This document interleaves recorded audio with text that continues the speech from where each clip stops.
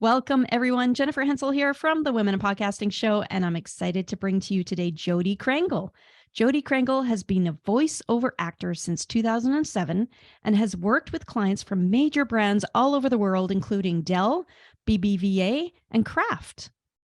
Over the years, she's learned a lot about sound and how it influences people. Her podcast on this subject is called Audio Branding, the Hidden Gem of Marketing.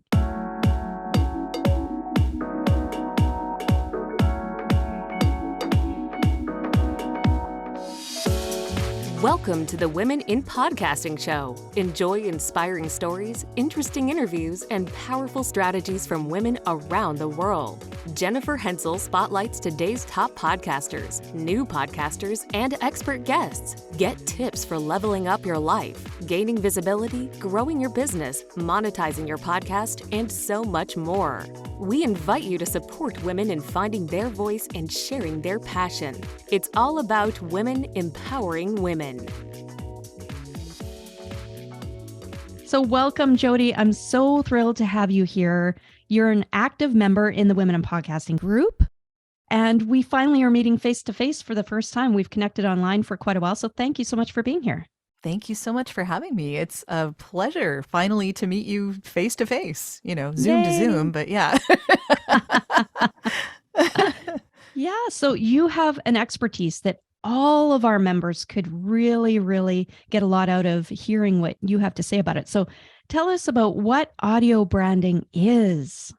Well, I'm going to give you the definition that the International Sound Awards define it as, because they've been doing this since 2009. I think that Sound Awards has been going on. So it's been a while. They've been in the industry for a long time. So it's a brand sound that represents the identity and values of a brand in a distinctive manner. So that can be the audio logo or a sonic logo that you may have heard, like McDonald's, I'm loving it, and the Intel, da, da, da, da, like we all know what that is, right? And the branded functional sound. So if you say your GE kettle has a certain way that it tells you it's done, a certain sound that it makes, etc. There's all sorts of products on the market that do that. And brand music or the brand voice. So a voiceover could also be a particular part of that audio brand. It's an overarching umbrella of sound that is the same way that some companies have an overarching umbrella of visuals. So a lot of them have like intranets where all of the elements of their branding are online somewhere where everyone in the company can get them. But often the only thing that's thought about is the visual aspects of all of this. So nowadays, because of all of these different ways that people are experiencing your brand, and often they're experiencing it in ways that it's impossible to show visuals, it's a really important thing to have an audio representation of your company as much as it is to have a visual representation. So lots of companies are spending millions of dollars on this. I mean, MasterCard being a case in point. They've, over the last few years, spent a lot of money on their audio representation, and for good reason, because it's really starting to make them a huge player in just about any industry at the moment. They're dominating. Oh, that's amazing. So now let's back up a bit. And if you could tell us about you and what kind of services you provide around this and how you help people with this. I don't actually provide audio branding services. That's not what I do, but I can put people in touch with audio branding companies if that's something that they want. The reason that I got interested in this was because I'm a voice actor. That's what I do. So if someone wants a voice, I can definitely help them with that. But the reason I started the podcast was because I was finding that a lot of people were not giving sound any thought until almost the end of the project. So I was being tacked on like a bow on the present or icing on the cake, and no thought had been given previously to what that voice might do for the end result. If you plan this in the beginning, it makes a much more effective option. It reaches your audience on a much more deeper level, because, it's part of the whole production. It's part of what you were thinking about from the beginning. And really what sound does for us is it provides emotional context. So it gives us what we should feel. It tells us what we should feel. Think about this in the way of, for instance, watching a movie. And if you're watching a movie and you turn off the sound, well, you get what's going on with the movie. You can probably follow the plot. You just don't care about it. Right? Because it's the Yeah. music that gives you the context. It's Mhm. the footsteps or the movement or the shuffling or the scream or whatever happens that Mhm. gives you the idea of what you should be feeling around what's happening on the screen. And you don't get that unless you're hearing something. So, I mean, conceivably you could get something, but it's just not as powerful. Oh, It just, totally. I love yeah. those funny clips where they'll put like a funny sitcom to a Hmm. horror music or something, and Yeah, it totally changes the context. it Sound is totally does. so important. I've been so impacted by great soundtracks. I just Hmm. love great movie soundtracks. So, okay, so if we could back up a little bit, tell us a little bit more about you and your voiceover services. Sure. I provide voiceover for commercials and corporate narrations. I've done in-show TV narration. I do some promo.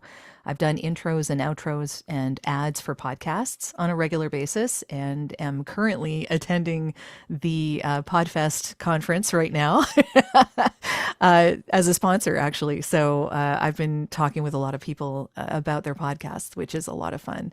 And yeah, I've been doing this for about 15 years now, almost 16, actually, coming up full time. So yeah, I have worked with a lot of companies, and I really love it. It's feeding my creativity in ways I didn't think was going to be possible, honestly. Like it really, it how odd to say this, but it completes me. There you go. That's amazing. And I love how podcasting is really, really, really growing now. I mean, we can really feel it, Mm. especially since the pandemic. And so your services must be more in demand than ever. Well, I will say that I wasn't hurting during the pandemic because I've had a home studio forever. So for me, it wasn't a matter of I needed to go into a studio that was then closed because of Hmm. COVID. I could do everything from home, and I had already had that set up long before COVID hit. So yeah, I was pretty well situated before all of this shut everything down. And now that it's opening again, yeah, still fine. Yeah. Yeah, that's great. That's great. So, and a lot of people are just started to embrace podcasting. And we can see in the Women in Podcasting group, it's such a beautiful community, not just our group, but like the Sure. podcasting industry in general. It's such a supportive, encouraging industry and community. Yeah. And so, do you have any tips for people? Because some of the women are coming in and they're just loving it. Like they love everything about podcasting. So, do you have any Mhm. tips for voice? How people can work with their voice? Well, I think one of the first things you should do is stay hydrated because that helps a lot. But the next thing is to not worry so much about what your voice sounds like. This is going to sound really counterintuitive, I guess, but the reason that people listen to shows is because they like the host. And the host's voice, I mean, some people might like your voice, some people might not, but it's not something to freak out over. It's you. And your voice has lovely nuances that some people are going to love and some people are not. And that is perfectly fine. There's nothing wrong with that. And if you want to get used to the sound of your own voice, I would say record yourself, because your recording voice is going to sound different than what your voice sounds like to you in your own ears. So, yeah, just you might want to try recording your voice and listening to it back and then getting used to that. Oh, that's great. Those are great tips. And then if anybody wants to sort of pursue more voice acting work Mhm. because they're just really enjoying podcasting and maybe they want to look into that and see what they can do to earn some extra income or something, is that a Sure. possibility? Is that something people can pursue? Is there enough work out there right now? There is plenty of work. It's just a little harder, I think, to start making it a full-time thing from this, just because, the whole AI thing is coming in, and a lot of the lower tier stuff is being taken up by some synthetic voices, unfortunately. So getting yourself established can be a little harder. That's not to say that you shouldn't try it. If it's a passion of yours, definitely go for it. There's a website called VoiceOver Extra, voiceoverxtra.com, that I highly recommend anyone who's interested in this check out, because they have articles and columns written by coaches and workshops that you can take that are fairly inexpensive, and workshops that you can watch after the fact that are fairly inexpensive to purchase. And that'll give you an idea of maybe what genres you might want to get into, and the ideas of what it takes to be in that genre and actually perform in that genre. And the other thing that I would say is, if you really want to be good at this, the trick is to be able to read without sounding like you're reading. That's I mean, bare minimum, it's acting, right? So the idea is that if you are reading someone else's script, and that's normally what happens when you're a voice talent, you're given a script and you're supposed to perform it and make it sound like it's the best thing since sliced bread, right? Like you are into whatever it is you're saying. You care about what you're speaking. So the trick with that is to have a really good ability to sight read. So being able to read a script and be a little ahead of yourself and be able to read well without sounding like you're reading is going to be pretty important. So practicing, taking an article or something from a website or from a magazine or something and just reading out loud can really help a lot. Tell us a little more about your podcast and where people can find it. And we'll also put a link to it in the show notes at womeninpodcasting.net. And click on podcasts on the website there, and you can find this episode and all of our episodes for the Women in Podcasting show. Mm-hmm. And yeah, we'll put your link for your podcast and all the links so people can connect with you. So what else would you like to share about your podcast and about you and what you offer? Well, the podcast itself is called Audio Branding. And like I said, the reason I got into it was because I was feeling that a lot of people weren't paying enough attention to sound. Like, it just, in my business as a voice actor, it wasn't the first thing or even the third or fourth thing that they were thinking about. And I think the idea, I think people have this idea, they take it for granted because you hear sound all around you. It's everywhere in the background, it's in your life, and often we don't pay enough attention to it, but it is influencing everything that we do in our lives a lot of the time. So I wanted to have a podcast that talked about how sound influenced our buying behaviors, which is where audio branding comes in, but also how it influences our lives. So I go a little more deeply into things like healthcare and how sound can help in healthcare, like solving the problem of the beeps in hospitals. I had someone on who said that his mother-in-law, who was a nurse, called it a beeping hellscape. And it's not very conducive to making us feel better, really, when you think about it. And there's so much more that can be done with the soundscape in hospitals or any place where healing is supposed to happen.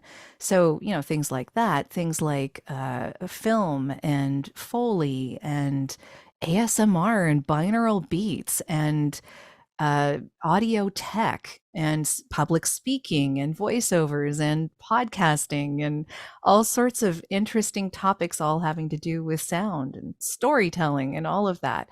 It all has a sound aspect or is mainly sound. And so I wanted to talk about that and just go more deeply into what the implications are and how it influences our lives.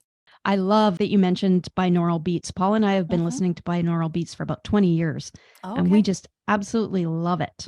We listen to it all the time. Yeah. It really affects us. Yeah. There's a lot to be said for using sound for healing. And I know that I took a deep dive into ASMR when I started doing research for a solo podcast. I have both solo and interview podcasts.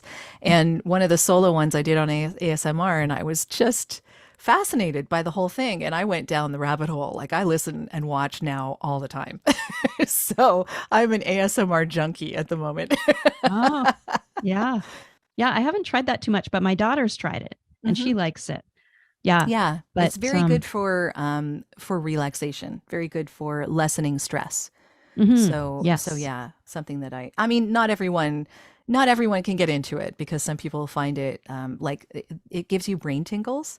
So like it's kind of that feeling that you are experiencing something that is relaxing you, but also like putting you into a different state of mind, I guess. It's kind of a weird, and some people might find that creepy, right? Like it may freak them out a little bit if they experience that. So you have to either understand how it works or and be okay with it, or if you're not, then ASMR is probably not for you.